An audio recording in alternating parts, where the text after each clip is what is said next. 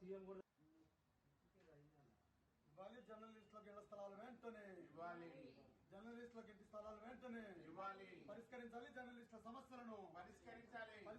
జర్నలిస్టుల సమస్యలను పరిష్కరించాలి. ఇవ్వాలి. జర్నలిస్టులకు ఇళ్ల స్థలాలను వెంటనే ఇవ్వాలి. జర్నలిస్టులకు ఇంటి స్థలాలను వెంటనే ఇవ్వాలి. జర్నలిస్టులకు ఇంటి స్థలాలు వెంటనే ఇవ్వాలి. అందరికీ నమస్కారం. నా పేరు కిషన్ నాయక్. తెలంగాణ జాగృతి రాష్ట్ర కార్యదర్శిగా పనిచేస్తా ఉన్నాను. మిత్రులారా, ఈనాడు జర్నలిస్టులకు ఇళ్ల స్థలాలు ఇవ్వాలని ఇవాళ ఖమ్మం ప్రెస్ క్లబ్ లో రాంబాబు అనేటటువంటి జర్నలిస్టు మిత్రుడు రిలే నిరాహార దీక్షకు నిన్నటి నుంచి కూర్చొని ఉన్నాడు. ఇవాళ గత పాలకులు అంటే గతంలో ఉండేటటువంటి ప్రభుత్వాలు గత పాలకులు కూడా జర్నలిస్టులకు రాష్ట్ర వ్యాప్తంగానే ఇళ్ల స్థలాలు ఇస్తామని, అక్రిడిటేషన్ కొత్తగా వచ్చేటటువంటి వాళ్ళకు కూడా ఇస్తామని, వాళ్ళ సమస్యల్ని సత్వరమే పరిష్కరిస్తామని చెప్పని మాట్లాడటం, కేబినెట్ లో పెట్టడం, అట్లనే ఆ భూముల్ని కూడా కేటాయించడం. ఇప్పటికే ఖమ్మం జిల్లాలో ఖమ్మం నియోజకవర్గంలో జర్నలిస్టుల కోసం దాదాపుగా 23-25 ఎకరాల స్థలాన్ని ఇచ్చి ఉన్నారు. అటువంటి స్థలాన్ని పంచటమే లేట్ చేసినారు. ఆ తర్వాత వచ్చేటటువంటి ప్రజాపాలన అనేటటువంటి ప్రభుత్వం, ఇవాళ ప్రభుత్వం 2.5 సంవత్సరాలుగా అధికారంలో ఉండి ఇవాళ ఇప్పుడు ఎంతసేపటికి జర్నలిస్టు మిత్రులు ఎవరు, ఈ జిల్లాలో ఉండబడినటువంటి 3 మంత్రులు, ఖమ్మం జిల్లా నుంచి 3 మంత్రులు ఉన్నారు. జర్నలిస్టుల సమస్యలు గత పాలకులు పరిష్కరించలేకపోయారు, మేము పరిష్కరిస్తామని చెప్పని ఎప్పటికప్పుడు మాట ఇస్తూనే దాటవేస్తా ఉన్నారు. కాబట్టి కడుపు గాలినటువంటి ప్రజానీకం ఇలా జర్నలిస్టులు అని అంటే ఈ దేశంలో, ఈ రాష్ట్రంలో ఇలా 4వ పిల్లలుగా ఉండబడేటటువంటి జర్నలిస్టు సమస్యలే ఇలా ప్రభుత్వాలు పట్టించుకున్నటువంటి పరిస్థితి. వాళ్ళ సమస్యల్ని వాళ్ళకు వదిలేసి ఇలా పాలకులు ప్రజాపాలన అనేటటువంటి పేరుతోని ఇళ్లు ఇవ్వటమే కానీ ఇళ్లను కూల్చేటటువంటి పని పెట్టుకున్నారు.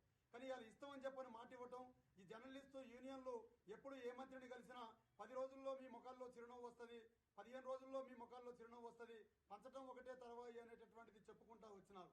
ఇప్పటి వరకు మాటలే చెప్పినారు. ఇంతవరకు వాళ్లకు ఇళ్ల స్థలాలు ఇవ్వకపోవడంతో ఖమ్మం జిల్లా కేంద్రం నుండి రాష్ట్ర వ్యాప్తంగా ఈ జర్నలిస్టుల యొక్క సమస్యల పరిష్కారం కోసం, ఇళ్లు నిర్మించేదానికోసం, భూములు ఇవ్వడం కోసం ఇవాళ రిలే నిరాహార దీక్ష నడుస్తా ఉన్నది. రాంబాబు జర్నలిస్టు మిత్రుడు చేస్తా ఉన్నాడు. ఇది దశల వారీగా రూపాంతరం చెందుతుంది. ఇప్పటికే తెలంగాణ జాగృతి లేదా ప్రజానీకం తరఫున పాలక వర్గాలకు మేము అప్పీల్ చేసేటటువంటిది ఏంటంటే, అసెంబ్లీ సమావేశాలు, బడ్జెట్ సమావేశాలు నిర్వహిస్తా ఉన్నారు. నిన్నటి నుంచి 31 వరకు ఈ సమావేశాలు నడుస్తాయి. ఇందులో ఖచ్చితంగా జర్నలిస్టులకు స్థలాలు ఇచ్చేదాని మీద నిర్ణయం చేయాలి. జర్నలిస్టుల స్థలాలు ఇచ్చేదాని మీద నిర్ణయం చేయాలి. ఇక్కడ ఉండేటటువంటి 3 మంత్రులు ఆ బాధ్యత తీసుకోవాలి, ప్రభుత్వం దృష్టికి తీసుకుపోవాలి, వాళ్ళకి ఇళ్ల స్థలాలు పంచాలి. లేని ఎడల జర్నలిస్టులు తీసుకోబోయేటటువంటి కార్యాచరణకు అది రోజులుగా రూపాంతరం చెందుతూ ఉంటుంది. వారి పక్షాన తెలంగాణ జాగృతి ముందు నుంచే ఉంటుందని చెప్పని, వాళ్ళ ఇళ్ల స్థలాలు వచ్చేంత వరకు వాళ్ళ పోరాటంలో తెలంగాణ జాగృతి ప్రథమ పాత్ర పోషిస్తుందని చెప్పని తెలియజేస్తా ఉన్నాం. జై తెలంగాణ, జై జాగృతి, జై కవిత. జై తెలంగాణ, జై జాగృతి. నా పేరు గట్టుకర్ణ అండి, తెలంగాణ జాగృతి జిల్లా అధ్యక్షురాలు. ఈరోజు జర్నలిస్టులకి ఇళ్ల స్థలాలు ఇస్తానని చెప్పేసి గత పాలనలో చెప్పారు. ఆ రోజు జరిగిన విషయం ఇప్పటి వరకు కూడా అది ఇంతవరకు అమల్లో కాలేదు. ప్రతి మనిషికి ఇల్లు అనేది ఒక హక్కు, ఒక పక్షికే ఒక చిన్న గూడు అనేది ఉండాలి. అట్లాంటిది మనిషికి ఇల్లు లేకపోతే ఎంత బాధ ఉంటుంది అనేది ప్రతి ఒక్కరికి తెలుసు. ఒక్కొక్క రాజకీయ నాయకుడికి 4-5 ఇండ్లు ఉండగా ఒక జర్నలిస్టుకు ప్రతిరోజు పొద్దున్న లేస్తే మీ వార్తలన్నీ రాసే వాళ్ళకి ఇల్లు అవసరం లేదా? వాళ్ళకి ఇల్లు అవసరం కంపల్సరీ.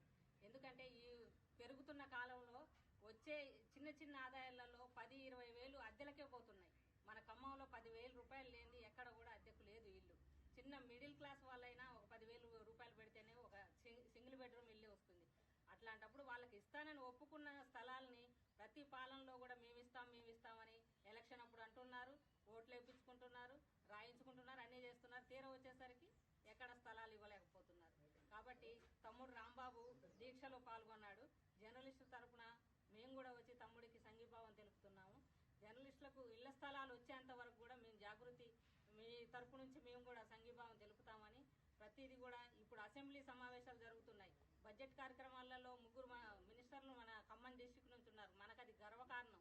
కానీ ఇట్లాంటి చిన్న చిన్న విషయాలు కూడా మన ఖమ్మం నుంచే పోతుంటే అది బాగా అనిపించట్లేదు. కాబట్టి మంత్రులు పెద్ద మనసు చేసుకొని, అందరూ పెద్ద మనసు చేసుకొని తమ్ముళ్ళందరికీ గృహాలు ఇస్తారని ప్రతిసారి మంత్రి గారు అంటున్నారు. ఏమని? గృహప్రవేశానికి నేనే వస్తాను, పాలు పొంగించుకోండి, ప్రసాదాన్ని నేను తినేళ్తానంటున్నారు. ఎప్పుడు అది హనుమంతుడి పెళ్లి ఎప్పుడంటే రోజు రేపే అన్నట్టు జరుగుతుంది. కాబట్టి ఇది త్వరితగతిన తమ్ముళ్లకు ఇల్లులు రావాలి. సంఘీభావం తెలపడానికి మేము వచ్చాం. అందరికీ నమస్కారం. గత 2.5 దశాబ్దాల కాలంగా జర్నలిస్టులకు ఇళ్ల స్థలాలు ఇస్తామని గత ప్రభుత్వాలు, ప్రస్తుత ప్రభుత్వం కూడా దాదాపుగా జర్నలిస్టులు అందరిని నమ్మించి ఇళ్ల స్థలాలు ఇస్తామని చెప్పేసి హామీలు గుంపించారు. కానీ నేటి వరకు కూడా ఇళ్ల స్థలాలు వారు దరికి చేరలేదు. అనేక మంది జర్నలిస్టులు ఈ పోరాటం చేసి సాధించుకునేందుకు ముందుకొచ్చారు. దాదాపుగా అన్ని సంఘాలు కూడా జర్నలిస్టుల ఇళ్ల స్థలాలకై అనేక పోరాటాలు చేశారు.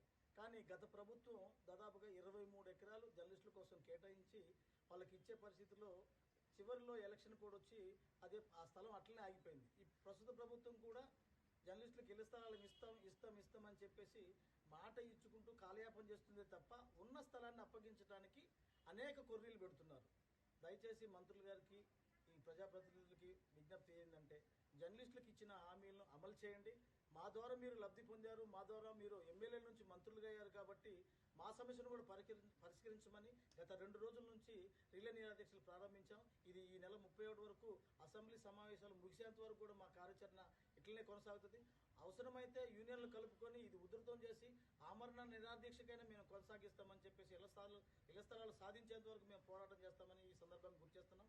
అట్లాగనే మాకు సంఘీభావంగా వచ్చిన జాగృతి అక్క కరుణక్క, అట్లనే షరీఫ్ అన్న, తర్వాత కిషన్ నాయక్ అన్న మాకు చాలా సంతోషం. ఈరోజు మాకు మద్దతుగా నిలిచి రాజకుమార్ అన్న మాకు మద్దతుగా వచ్చి ఇళ్ల స్థలాల విషయంలో ఇది న్యాయమైన డిమాండ్, జర్నలిస్టులందరికీ ఇళ్ల స్థలాలు ఇవ్వాలని చెప్పేసి కవితక్క ద్వారా ఇక్కడికొచ్చి మాకు మద్దతు తెలపడం చాలా సంతోషం. వారికి కూడా మేము రుణపడి ఉంటాం. మీరు చేసే ప్రతి కార్యక్రమాన్ని కూడా మేము కూడా అదే రకంగా వార్త రూపంలో పబ్లిష్ చేసి ప్రజల దృష్టికి తీసుకెళ్తాం.